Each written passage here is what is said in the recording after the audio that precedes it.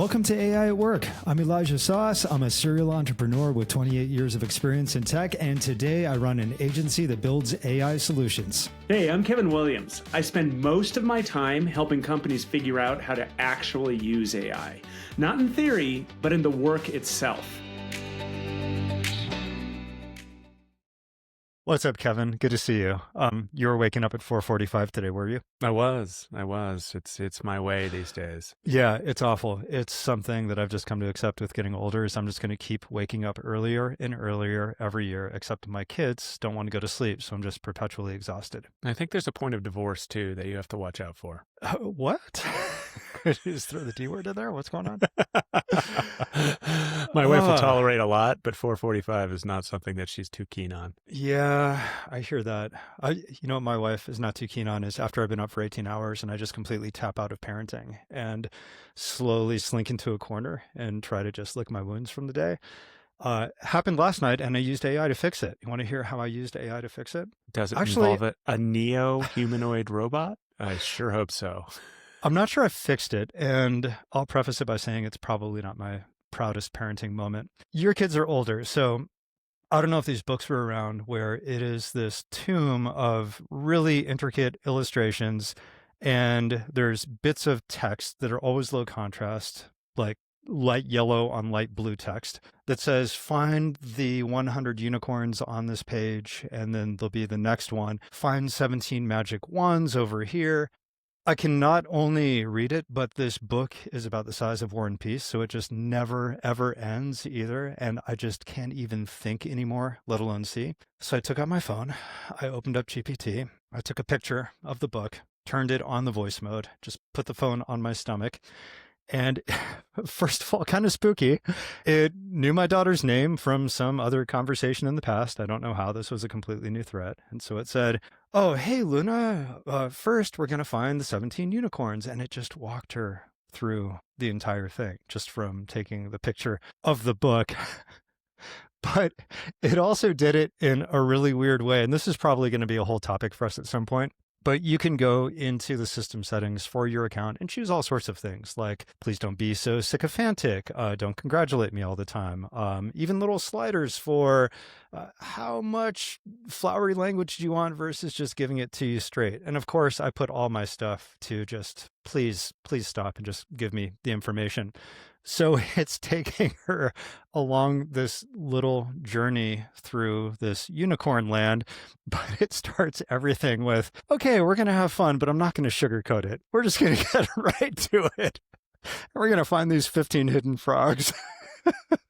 So of course, my wife then walks back into the room while this whole scene is going on and just kind of looks at me and my daughter talking to an AI storyteller and just shakes her head and walks out. So there's my use for AI for the night. It takes a village, and sometimes that village is an AI village. Sometimes that village is a village of robots.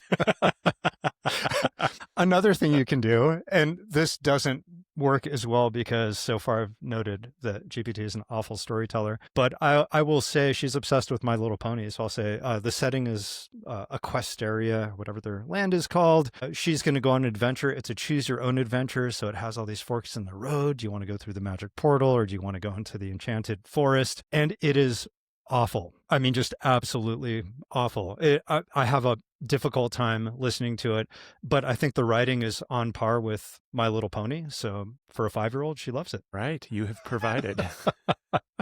Okay, we're all done. That's the value for this episode. How to be a bad father and let various subpar robots just do all your parenting for you. It's not about being the best father. It's about being an adequate father. Adequate. I like it. It's adequate parenting. The best way to reach your goals is to keep lowering your bar. That's how we do it. I'm going to further derail you, Kevin, because so we have this shared Google document and I saw your first comment this morning. I hate this as a first topic. Fine. We won't talk about it. We'll just talk about something that wasn't even on here at all, but I think it might have been. And then our robots scrubbed it off of the document. So OpenAI will publish these blog posts every so often. And the most recent one was about superintelligence. And I was wondering if you caught that or if you caught wind of that in the news. You're going to have to elaborate for me. Okay. So super intelligence as a topic is probably something that we could spend 5 or 6 episodes talking about, starting with what is the definition of super intelligence. So maybe that's a good place to start, since it is not a really agreed upon definition at all right now. Kevin, what's your definition of super intelligence? So I love that As an we've AI just trainer. as as a group, we've sort of just left beyond AGI, which is general intelligence, to this idea of super intelligence. And I do think it's important to sort of calibrate a little bit on what's a mutual understanding of general intelligence. And in my mind, it has to do with the autonomous completion of median tasks. So that if you can interact with an agent of some kind and not just have it do one specific thing or a group of chained things, but essentially tell it what the output is supposed to be and have it figure out what that chain of other agents is, such that it yields that output. That puts it more on par with human behavior and the type of thing that you would look to a team member to do or something like that. Superintelligence is different, and it does go down a giant rabbit hole of like the singularity and the rapid increase of intelligence. And there's some great graphics out there as far as how humans think about our relative intelligence in the grand scheme of things, about like the IQ of a chimp being like right here, right, like in the bottom quarter, and the IQ of an average human being a little bit higher, and then an absolutely genius human being quite a bit higher than that. And the reality is that all of those things are super compressed. And in the case of superintelligence, one of the possibilities and one of the fears is that when you get to self-replicating systems, you're going to tick over from genius level and like 8.5 seconds later have an IQ of, 1,200 or 1,500. And what the heck is an IQ of 1,500? What does that mean for us as far as how the systems are perceiving us? How does that mean with all of our approaches that are out there right now? But for me, the less dystopian view of superintelligence is it starts solving much, much, much bigger problems. So it's not about, hey, cool, let's launch a new blog and I can turn to my AGI agent and expect a reasonably good blog to come out the other end, but more like, hey, let's go after cancer today. And it's going to start sucking in all of the available data and in a relatively short amount of time be able to start processing that information such that the humans in the loop have a really, really narrow focus on the things that they should be focusing on with their centrifuges and test tubes and such. How about you? I think that was really good. The only thing I'm going to poke at you for is you threw out the S word with no explanation, and I don't think very many people have even heard of the singularity. They may not be Ray Kurzweil fans or Isaac Asimov fans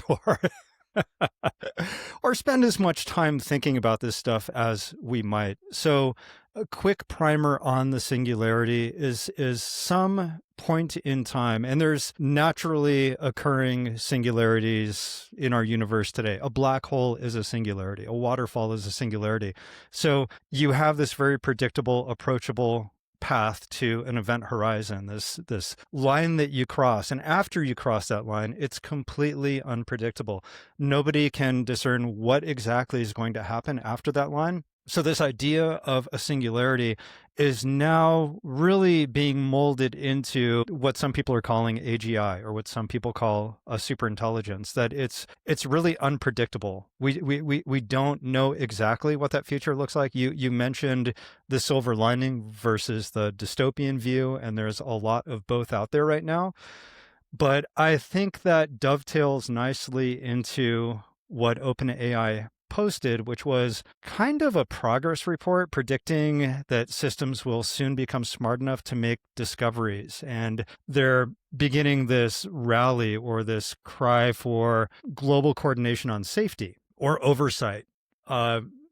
Basically, resilience as this tech nears the super intelligent territory because of that unpredictability. And The only reason why I bring this up is because I feel like we dip in and out of this conversation as AI evolves. You'll hear a lot about it in the news, and then you won't hear anything.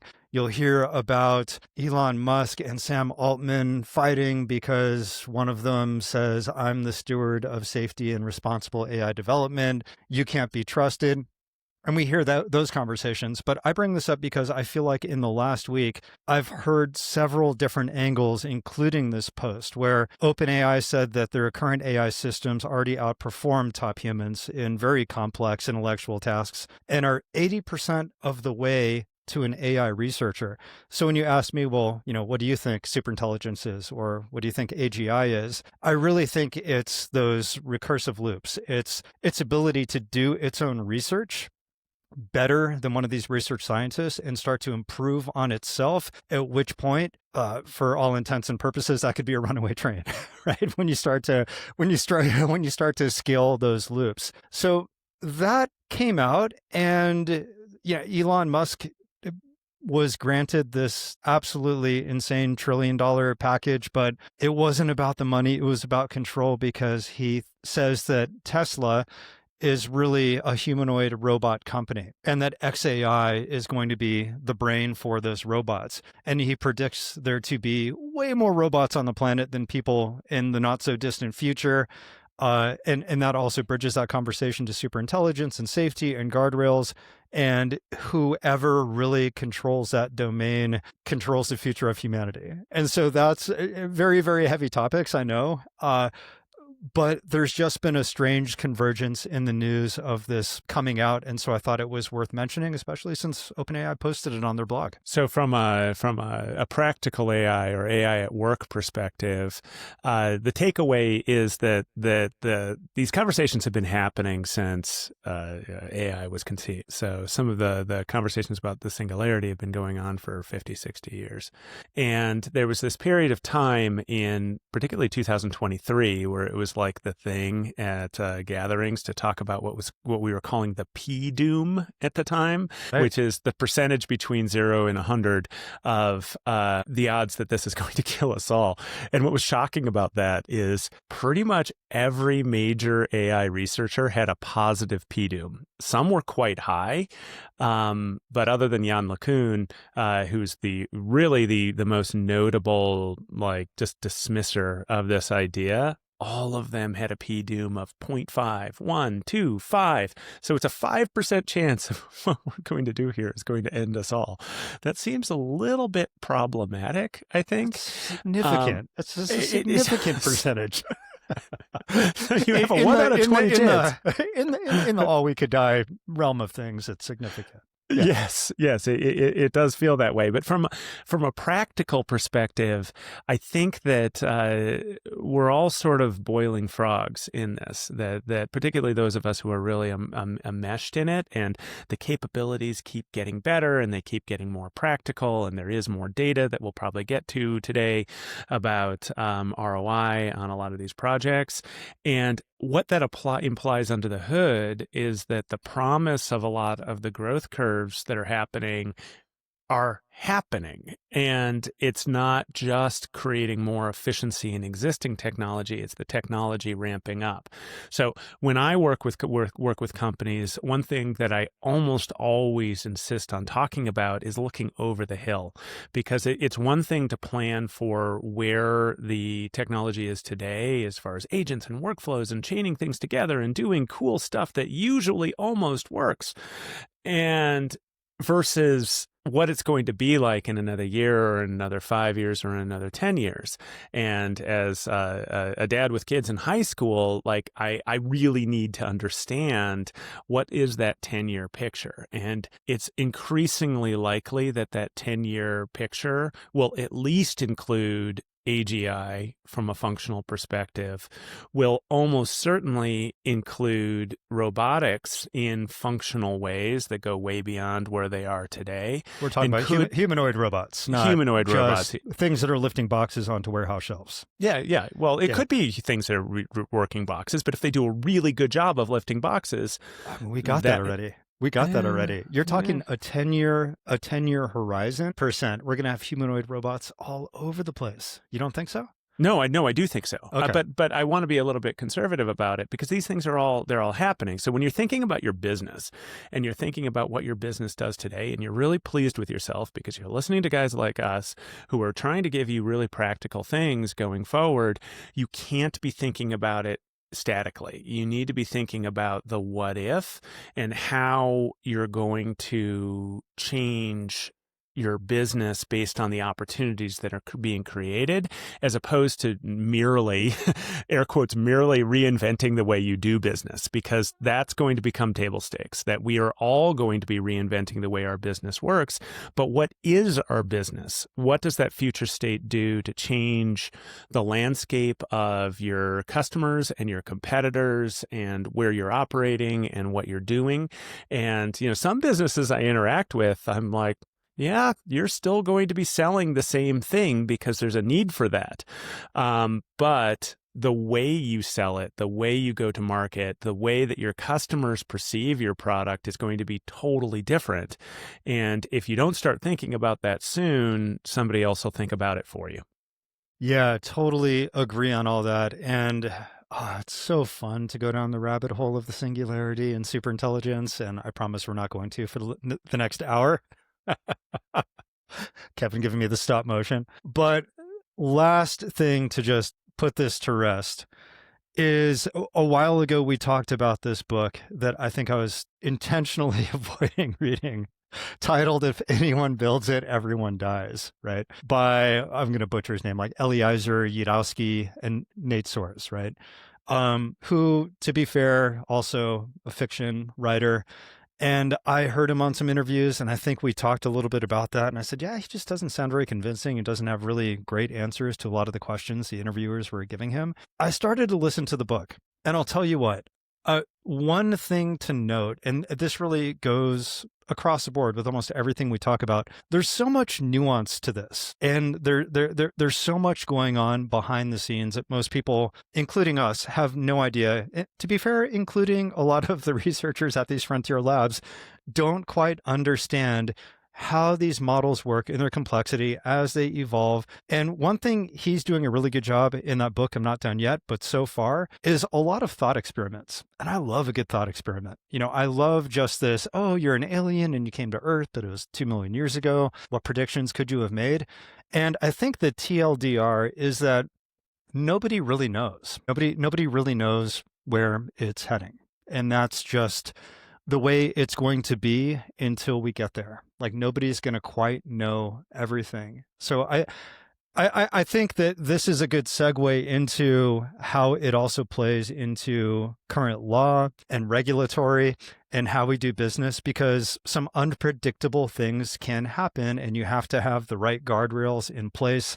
And I think that's really what this OpenAI blog post was about, like just bringing up that discussion on guardrails again.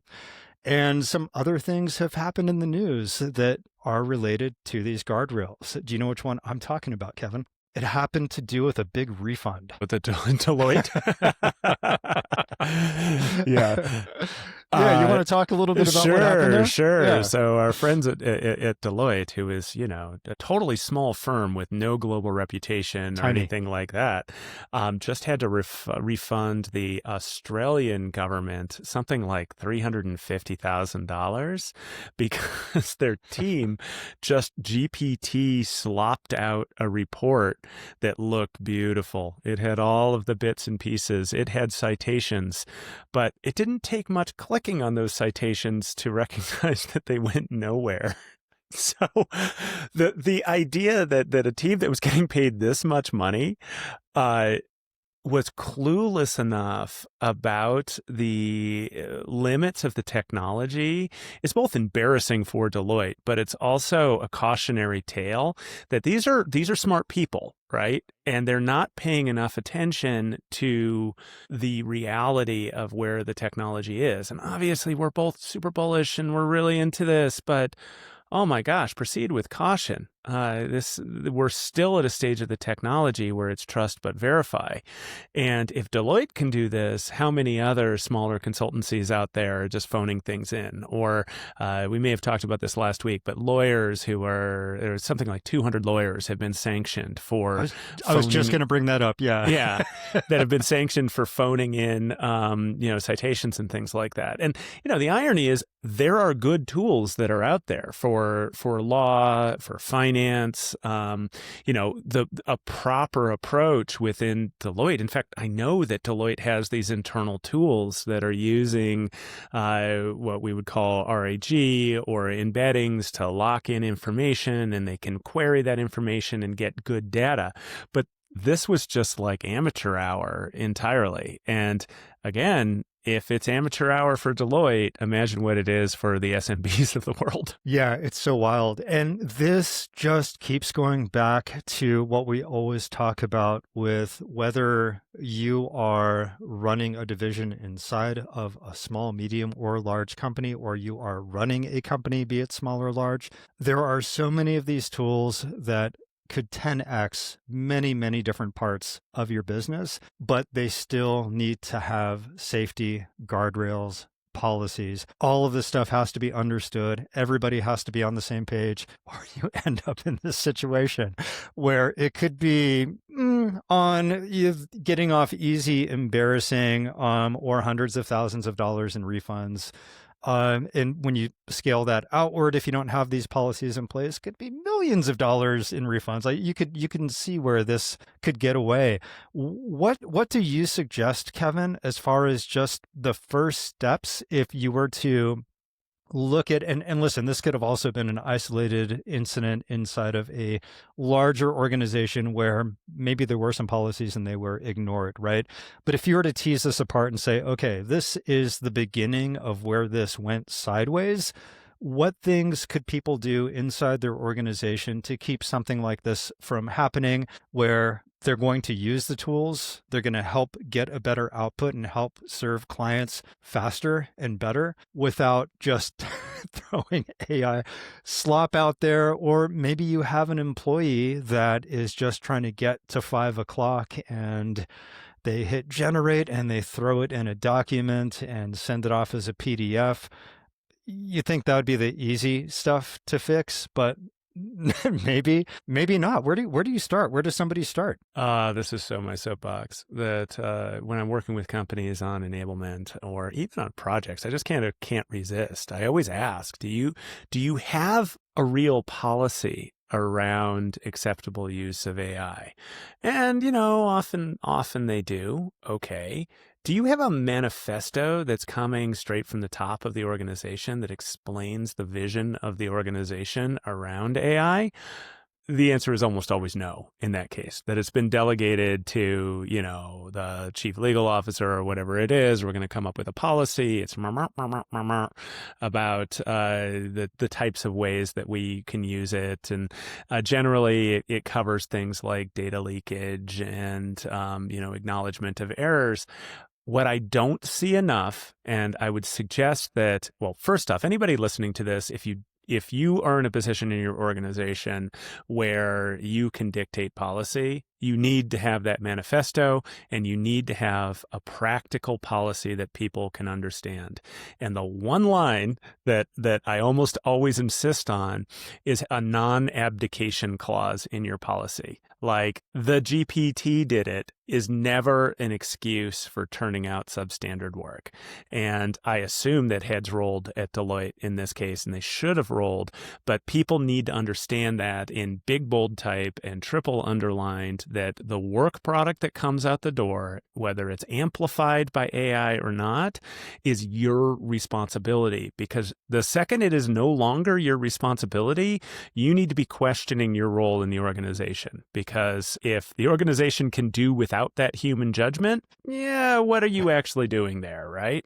So you probably want to be leading into this even in terms of self-justification day in, day out. But you don't see it very often. You really don't. It's all like buried in kind of legalese. So, developing a policy is pretty straightforward. You can do it using an LLM and just sort of craft it around the right pieces and the things we do. We don't just read it before you publish it to your company wiki. Yeah. For example, check the citations. I don't know. Yeah, see if it's good. Click some links. Something along those lines. Yeah. So it seems so obvious, but you have to have some sort of guardrails in place so people know how to use it. People truly don't understand that it's a bad idea to be using a free AI tool. Like the numbers are astonishing. It's like 72% of millennials are using free AI products at work, even if they're prohibited, and they're putting consumer data in there. They're putting, proprietary information, and the models are not as good. The free models are simply not as good. They're very good, but the paid models do offer more context, more features, better output, etc., and some controllability around, whether or not your information is going to be oozing around the sides or not. Pause there, and let's differentiate the difference between a free model and a paid model. Some people think it's all the same thing, or does paid mean I have the $200 a month version versus a $19 a month or $30 a month version? What are the modalities of control and safety and guardrails that you get with these different choices? Well, number one, you got to think from a business model perspective. Like it's a truism in marketing that if a product is free, you're the product. So you are being 100%. Monetized in some way, shape, or Hello, form. Meta. Yes, hello, advertising. Yes, exactly. So how are you being productized? And in some cases of growth for a while, it may be just about rapid absorption of as many eyes as they possibly can get. But over time, cynical eyes will look at the value of those eyes. And it might be something as straightforward as advertising, but it's also something like data. So we talked a little bit about humanoid robots earlier. Right? So Neo made a big storm this week with selling 10,000 Neo robots for $20,000 single purchase, or $499 a month. And the cost of these things, I think, is going to be $150,000. So you scratch your head a little bit and you're like, okay, well, why is this so cheap? And it's so cheap because what they're doing in the $499 model is they have basically teleoperators behind the scenes. So it's kind of like a puppet, but the puppet is unloading your dishwasher, but it's absorbing all of that real world data that Training they can data. monetize. Yeah, it's all training data.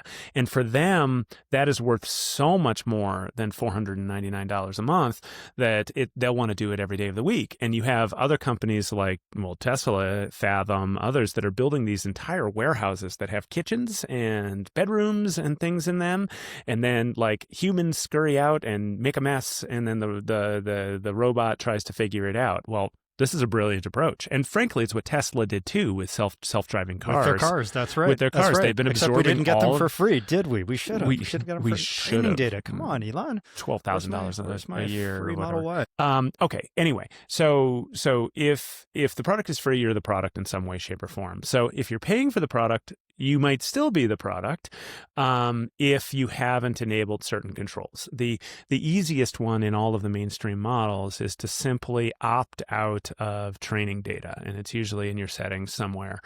Share your experience with the model. Well, that's code for we're using your information for training.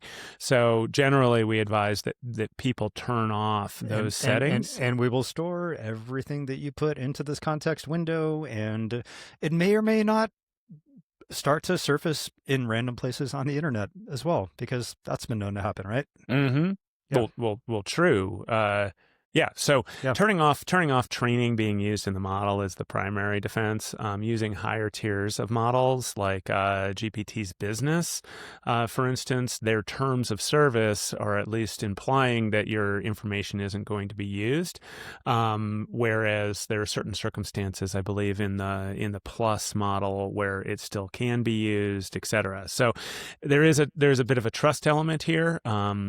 that there are a lot of good reasons to suspect that even though they say that data can't be used in training, it might be used in training. So we do encourage people to be judicious about the information they put in there anyway. So first is actually paying for more than a consumer grade tool. Paying Second, for control, paying for a little control. You're paying for control. Second is opting out of the training systems that you've been opted into. Anthropic Claude, for instance, opts everyone into training, and you have to proactively opt your way out.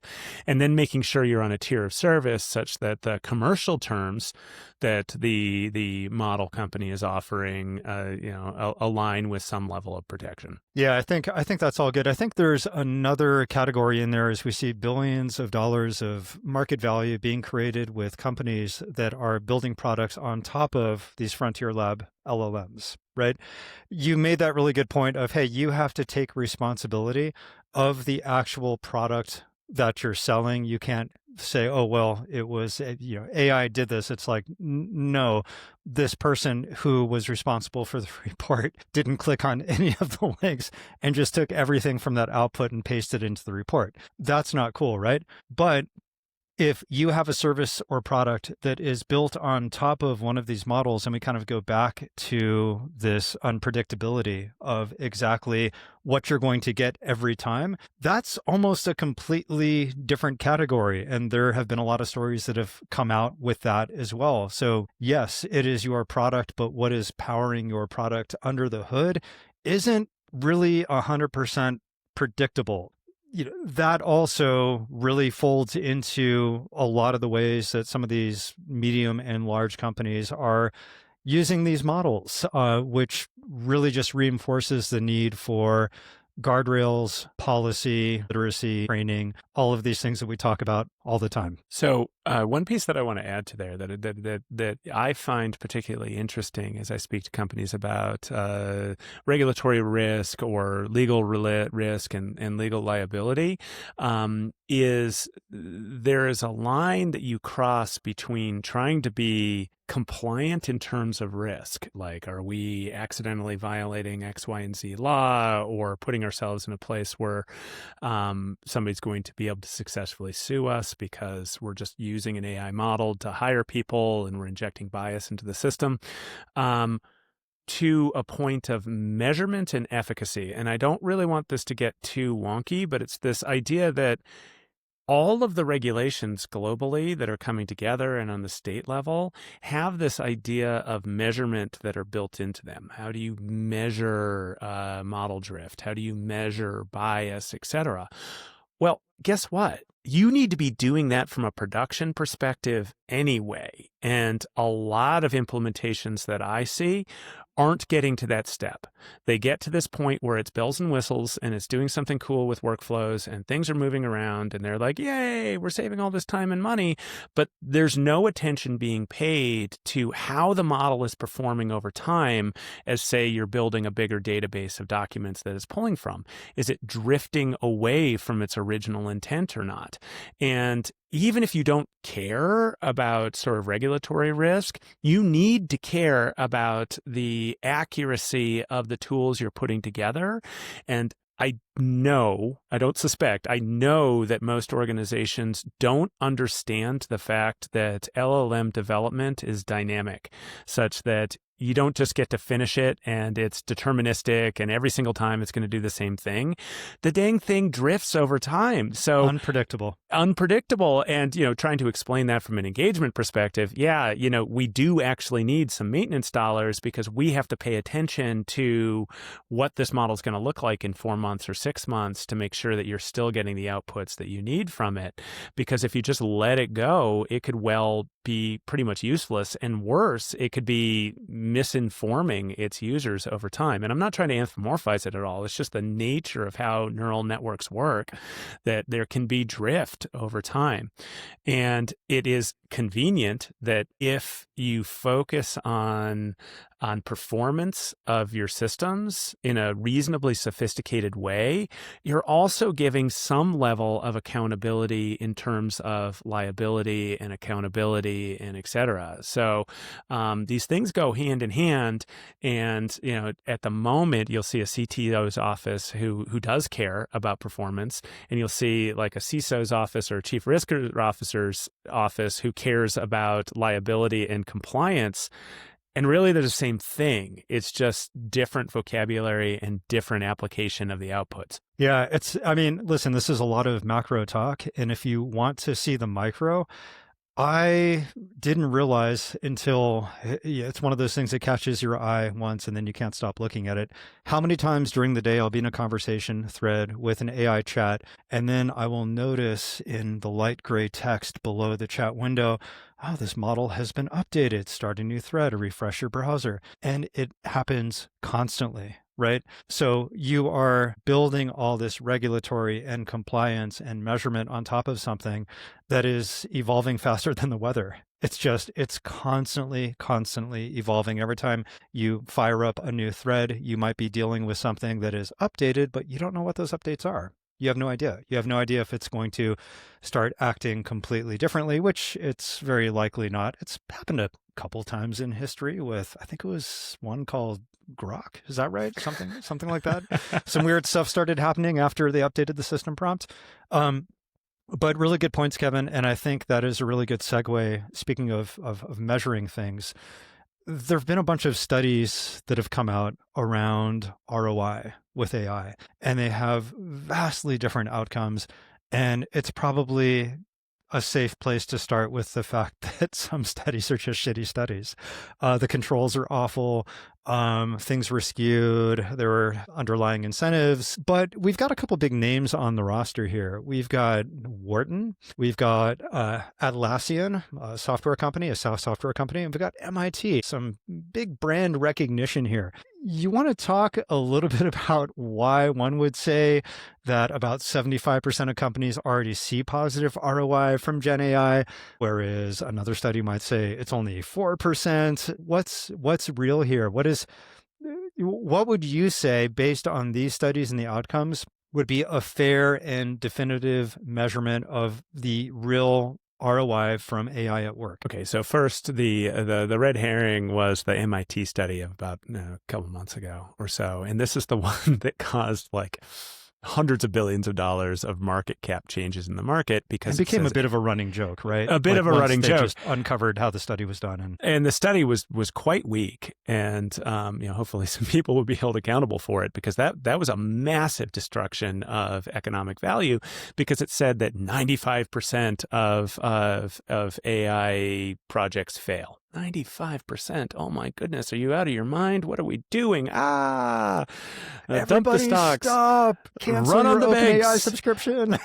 MIT's got to be right. And then you peel back the onion a little bit, and it was like, okay, in fairness to them, like, I'm not sure if somebody grabbed onto their study or not, but they were basically looking at public reports, and they were looking for public reports of companies that were indicating that they had AI projects going on that were semi-identifiable in a profit and loss statement. And then they looked at the profit and loss statement and they decided, oh, well, the P&L didn't actually change, so therefore the projects might have failed. Business 101 is that you have to either save costs, as in fire some people or eliminate some systems or some other platforms and have that show up in the bottom line, or you have to have increased revenue in some way, shape, or form that's going to have it appear at the top of the P&L and translate all the way down. But that isn't really the nature of the AI projects that we're seeing quite yet. Don't get me wrong, like focusing on ROI is absolutely vital in these projects, but that's not the stage of development that a lot of companies are in. win. They're not going to the team that did this and saying, okay, cool, half of you are gone, so now we're saving $1 million a quarter, and yay, it's a win right there. So Right. just the premise of the way that it was constructed was really pretty odd to those of us who were paying attention. It was also a really small sample set. The difference with the Wharton study is it was a much more robust study. It was looking at, I don't know, something like 2,300 executives instead of like 150, and it was going through their own internal ROI assessment on a much more granular level. Now, there's still a trust but verify aspect. One benefit of the MIT study is the 10K is going to have data in it, and you can validate that data. The Wharton study, you have to trust that the people you're interviewing are accurate about their assumptions, and Right. some of them are defending their jobs. That we spent $1 million and it totally worked. Trust us, right? Yep. So the reality is somewhere in between. But 63% of respondents came back with the fact that they feel that their AI investments are already delivering positive business value. The other related fact is most of those same people said just a year ago, or roundabouts, that they expected to see a positive ROI in the next 2 to 5 years. And what's happening is they're seeing the ROI a heck of a lot faster than they anticipated before. So other takeaways, where's the value coming from? And this all resonates with me based on the sort of projects that we work on. Content creation, really pretty low bar there.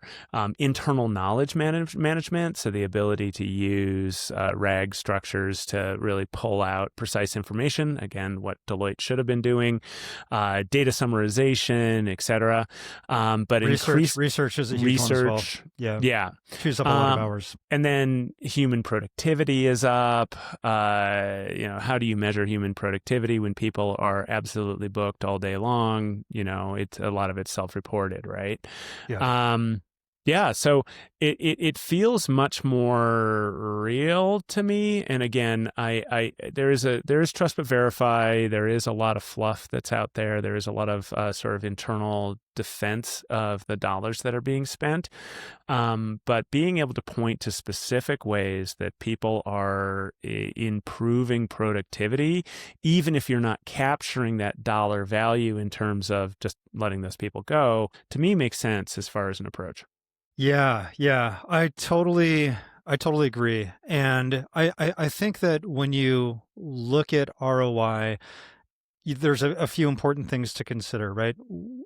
And how you measure that, whether it's going to be over the long arc of something, if it's for a project, if it's anecdotal of, I feel like I got this much more done in my day. If you're just an individual worker inside an organization that hasn't really adopted a bunch of AI yet, as somebody who am inside of this every day, like you, am constantly amazed at not only how much more I can personally get done with some of these tools, but when I build the tools and then share them with my team and enable them to be more productive as well, you can just see much faster in a smaller organization what that output looks like.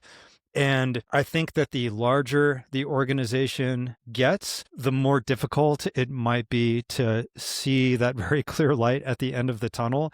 As you're making all these investments, it becomes much more complex and difficult to measure as well than when you are a small and nimble company. I really want to get into some of these specific tools, Kevin. I know that we've been talking a lot between us on workflows and automation and things that can just not only personally save us a bunch of time in our day, but also help our teams out.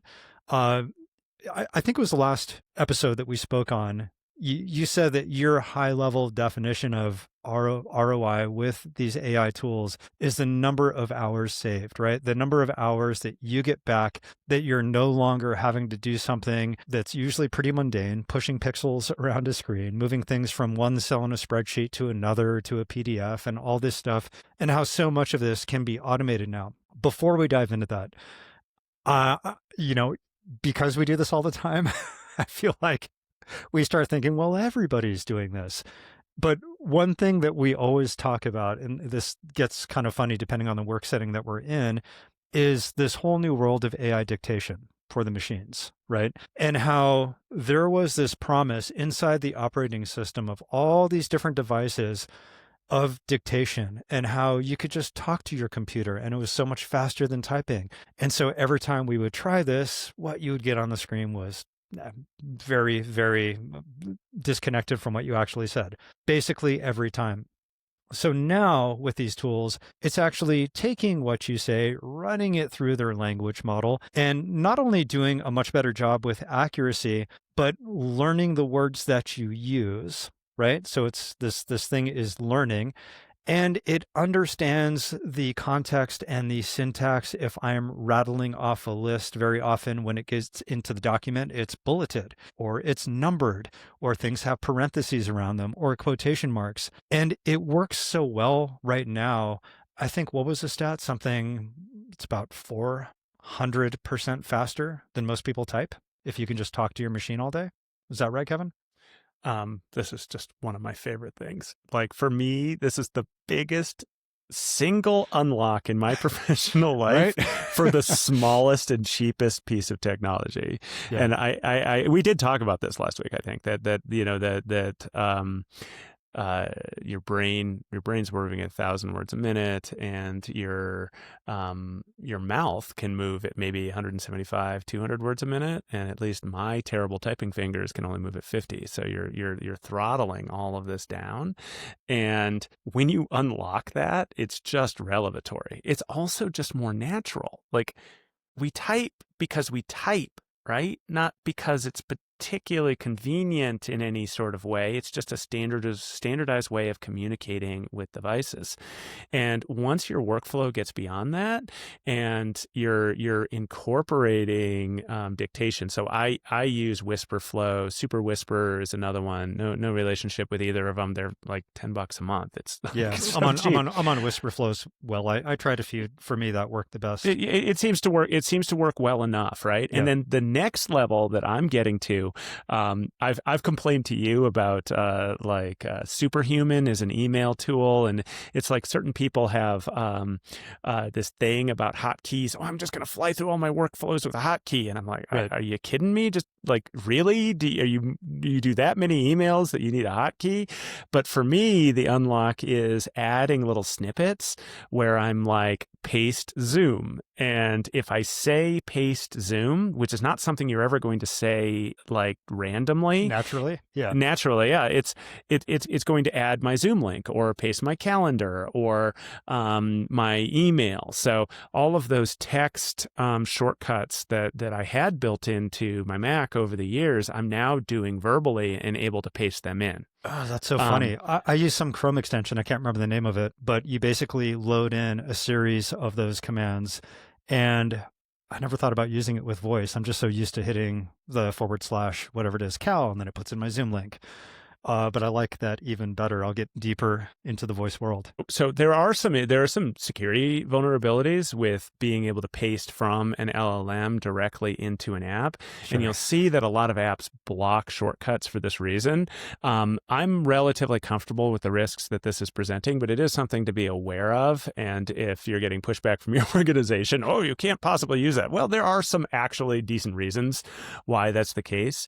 But I find it endlessly frustrating that I couldn't use some of my like underscore. For me, my Mac replacement was always underscore or whatever it was, and they don't work in certain environments like Mac's calendar, for example. Right. But now, because of the dictation, it's Shame actually on you for using Mac's calendar, by the way. Shame on you.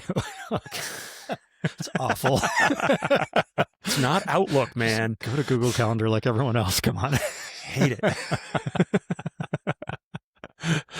Sorry, go ahead. Your shortcuts. Anyway, so shortcuts are great. Like, okay, this is extremely practical, right, to the audience. Yeah. Like, $10 a month, download one of these tools, and it is a little annoying in a communal environment. You look like a crazy person as you're like talking to yourself all day, but I get so annoyed when I can't use it. And then you can combine it either with something like my go-to is Shortwave for my email composer, and be able to just dictate a rough email and have it make sense of it based on the context. Some of them allow you to do custom prompts. So if you're sitting in Gmail and you're prompting, it's going to know that it's an email. So it's going to fill in the gaps of, hey, Eli, great show today, et cetera, whatever it is. We still have a little ways to go with that context, but being able to get more information in front of the LLMs and in front of your other tools faster is a great unlock.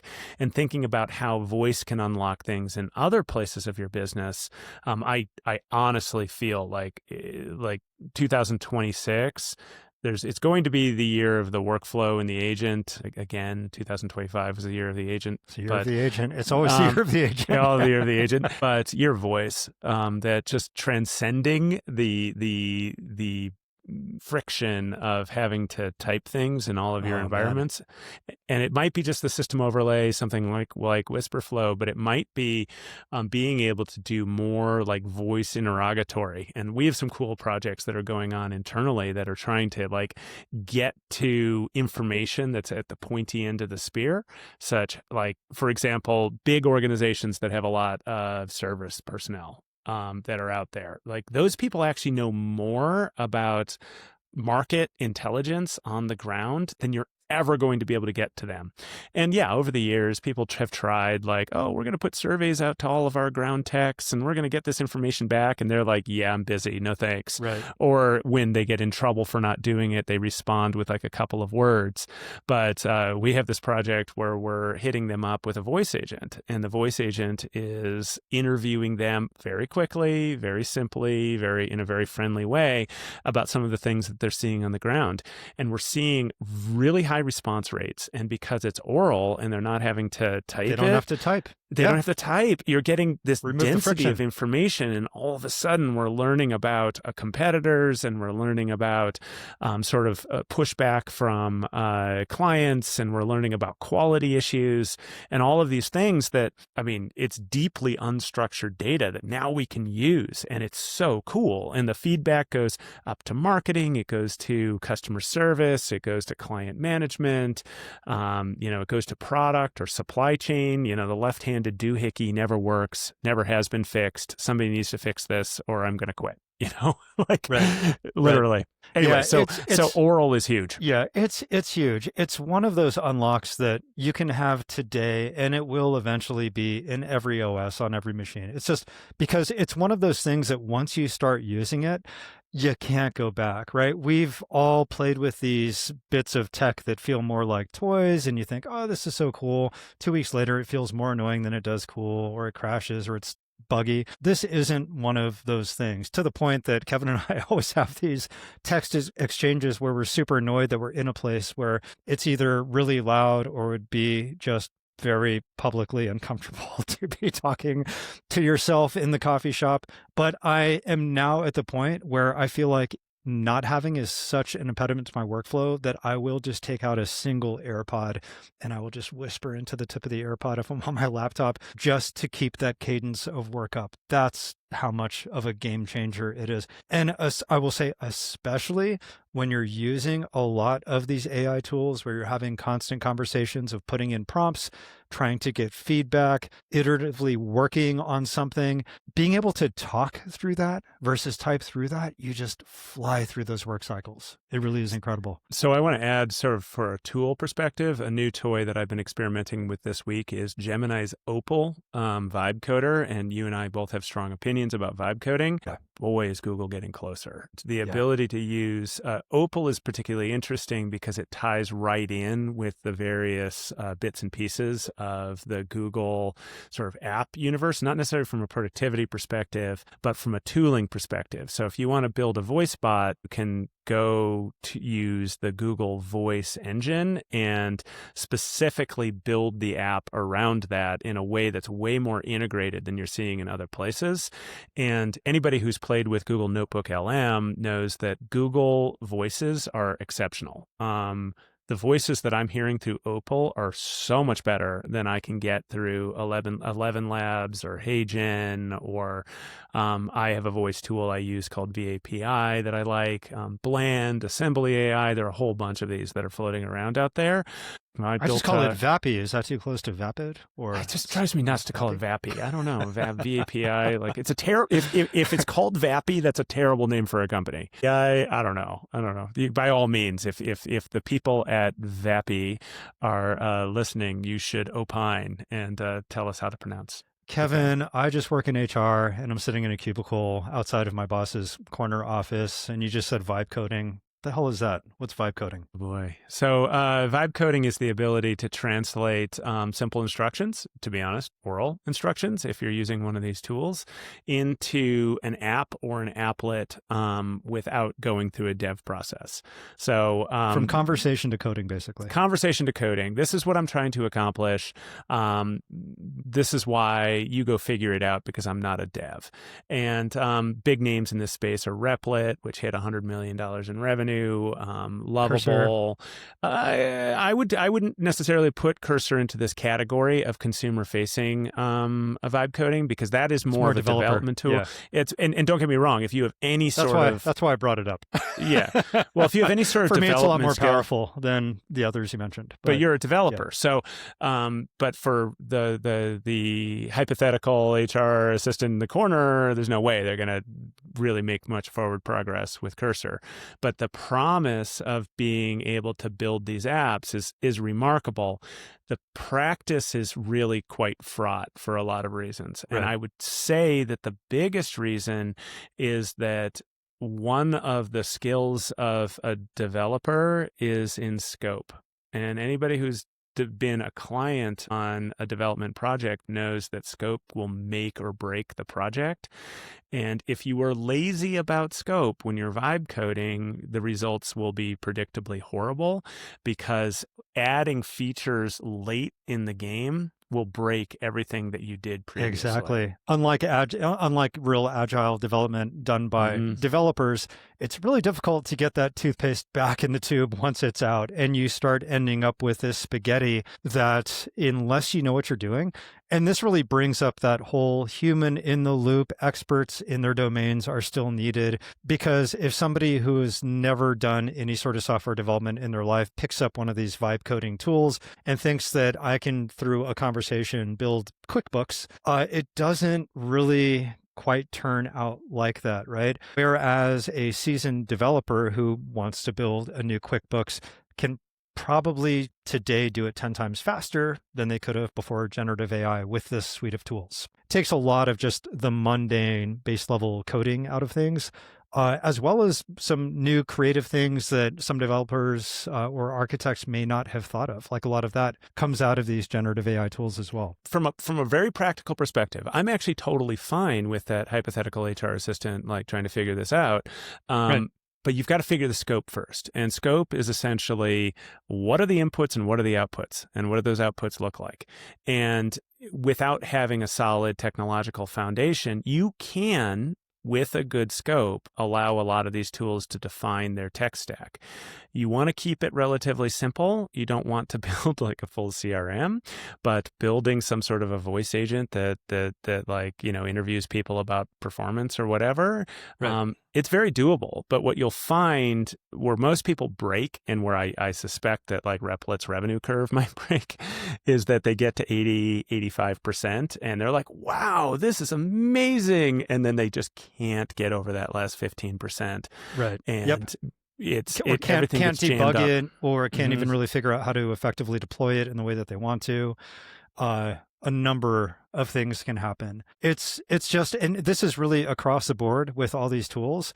If you are going to build a product through a conversation, you have to know what that conversation entails. You have to know what conversation to have, right? If you're going to generate a piece of art from one of these LLMs, you also have to know what to look for in that art, how to describe that prompt in order to get the result that you want. And it's really no different across all these different domains, where the expert who sits on top of all of this their knowledge, their experience is still a very, very important part of that entire workflow. It doesn't work without it. I would suggest that if people haven't, you do experiment with the Google tools. They are under-marketed, and Google always just amazes me. Like they are not going to very stealthy, yeah. And they have all of these amazing tools in their AI Studio and AI Studio this is incredible. Opal tool, and I did have a very lame weekend where I ran the same vibe coding task with Replit, Lovable, another one that somebody had recommended. I honestly don't remember what it is, and Google was by far the fastest and closest on a single prompt. Now, I like to think that I have prompting skills, so I know how to interact with these, and I have a decent idea of scope. So I'm kind of starting on second base by having a well-crafted prompt, which, by the way, you can use GPT or Claude or whatever to help you get your scope down. But Google is blazingly fast, and it's really, really cheap. It's part of your Gemini subscription that's built into your Google Workspace account. So even on a variable cost basis, it's super, super cheap. So and Google also offers the promise. I'm not like a giant Google fanboy, but it offers the promise. Yes, you are. It's okay. It's okay. Did we mention the Google Calendar? Calendar. Yes. Yeah. I can't stand Gmail either. But it'll be connected to your universe. If you're already a Workspace customer, where are your documents? It's in Drive, right? You're probably, you're using a Gmail-backed email system, so you can tap into that. So there's less duct tape in using a Google-oriented system than there is in using an external system, because Google knows how to talk to Google. So over time, that will get better and better and better. And I assume that that's a lot of Google's commercial angle here. What's our mantra, Kevin? This is the worst that you're ever going to see AI perform at anything in every domain. Right? Long-winded. This is the worst it will ever be. It's always going to keep getting better and more impressive. It just keeps happening. It keeps happening. You said something interesting about using possibly a different model in order to get the prompt for the model that you want to use. For example, maybe you use GPT-5 in order to get the prompt that you use in Google's AI Studio to build your product. This is something that we do all the time, and I think we probably assume everybody does it. But if you think about this in the frame of that cold start problem, where I just don't even know where to begin with this stuff. I don't have prompting skills. I don't know what to put in there. I've no idea whatsoever. You could go to really any of the models that you want to today and say, here's roughly what I want to do, just like you were talking to a friend. Hey, I've got this idea for this little web app, and it contains this form, but then it does this and this and this, and you just describe it. And then at the end say, I want you to keep asking me questions about this product until you have exhausted everything that could possibly be in this scope. And it actually does a pretty good job of asking you those questions.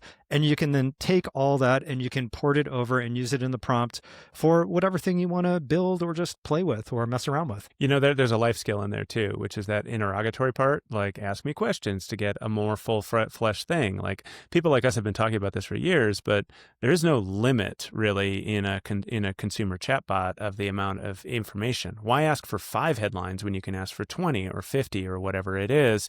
And then because we're using the speech, the dictation, then just running over it verbally as opposed to saying, oh, I like number 2 and I like number 7. Well, my MO is to see that scope or to see that list of questions or whatever it is, and then just sort of hold down function on my keyboard and run all the way through them and get all of this data back the other direction. And yes, it will guide you forward. The other related one, probably bookmark this a little bit, are Claude skills. The ability to equip Anthropic's Claude with specific platform skills is a new feature that's really, really pretty powerful. And it's ironically better really than using, say, Gemini to talk to Gemini about Gemini. You can use a Claude skill that has better context and a better understanding of how Gemini works than Gemini knows. So that's a little wild, and that's something that won't persist over time. We're going to have to, we've got to loop back to that one because there's a lot to unpack there. One thing you did say about how you really do have this infinite number of outputs you can get. Why ask for 5 when you can get 500, right? In these things where you are having a conversation and it's saying, okay, wonderful, here's 100 questions about that website that you want to build, right? And then you are scrolling all the way up and down through this thread. Another little hack is to finish that prompt with, please only give me one question at a time. Yep. Maybe you have 100 questions. Just give me one question at a time. And it really helps keep that conversation from going off the rails, kind of like with people, especially Kevin and myself. I'm included in this. We'll go down little rabbit holes and there's side conversations, and then an hour goes by and you realize that you've completely deviated from the task at hand. So that is one of the things, and I do forget to do it sometimes, but I'm quickly reminded when I get any sort of output, then I then have to go 5 times up the screen to see what that first question was and how do I respond and get to where I want to go. Do you do that too, Kevin? Oh, absolutely. And same thing that I always forget to ask. And then it gives me, like, we're gonna do the entire business plan at once. Like, no. The Encyclopedia Britannica in one context window for you. One thing at a time, and then string it together the other way.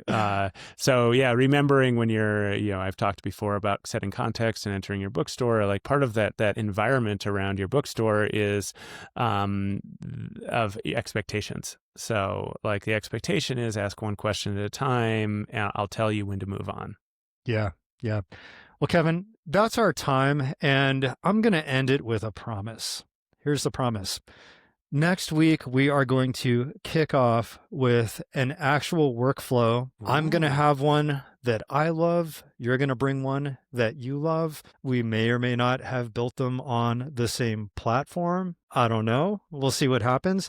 But we will walk through not only why we love them, why we think there's ROI there, but how you can do it too. And we're going to challenge you to take this out of your AirPods and onto your computer and actually do it. And listen, even if it falls flat, I think the experience of getting your hands on this will start to change the way that you see a lot of it. Very often, a lot of the workflows that I end up building, they don't end up the way that I intended in the beginning. A lot of the times when you start down that road, you start getting a bunch of other ideas or ways that it could be more efficient or things that you could add. It's a real fun iterative thing to take on. And so that's my promise. You're gonna hold me to it, Kevin, and not let me talk about using AI to be a poor father right in the beginning of the episode? Well, you got to have like playful banter to start things off. So after the you banter. After you have the to. banter. Yes. Right. Until AI is just doing that playful banter for us, which superintelligence, that's what first use case is going to be, right? All right, buddy. We'll talk to you next week. Awesome. Thanks for listening. If you'd like to send us a question to answer on the show, email me at elijah@spark6.com. That is SPARK6.com, or Kevin at ascendlabs.ai. To learn more about AI strategy and training for your business, visit Kevin's company, Ascend AI Labs, at ascendlabs.ai. And to learn more about design and development of custom AI solutions, visit my agency at spark6.com. You can also sign up for my free newsletter, AI Framework Friday, by visiting spark6.com/newsletter.